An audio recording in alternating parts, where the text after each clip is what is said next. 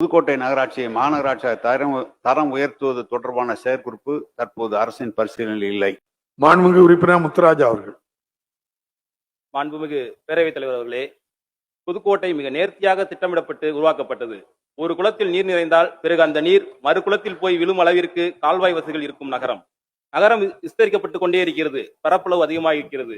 மருத்துவக் கல்லூரி, smart city, சித்த மருத்துவ தயாரிப்பு நிலையம், அரசு கல்லூரிகள், ஒருங்கிணைந்த நீதிமன்ற வளாகம், 100 ஏக்கரில் மாவட்ட ஆட்சித்தலைவர் அலுவலகம், அனைத்து திசைகளிலும் அபார வளர்ச்சி.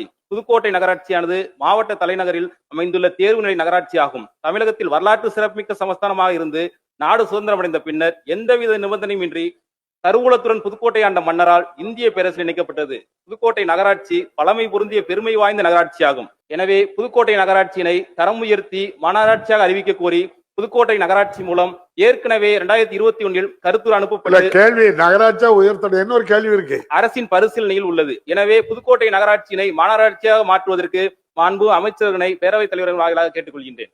மாண்புமிகு அமைச்சர் அவர்கள். மாண்புமிகு பேரவைத் தலைவர் அவர்களே, நம்முடைய மாண்புமிகு முதல்வர் அவர்கள் முதல்வராக பொறுப்பேற்றுக் கொண்ட பிறகு கிட்டத்தட்ட 38 நகராட்சிகள் தரம் உயர்த்தப்பட்டிருக்கிறது. 28 நகராட்சிகள் தரம் உயர்த்தப்பட்டிருக்கிறது. 6 மாநகராட்சிகள் மாநகராட்சிகளாக ஆக்கப்பட்டிருக்கின்றன. ஒரு மாநகராட்சி ஆகுகின்ற போது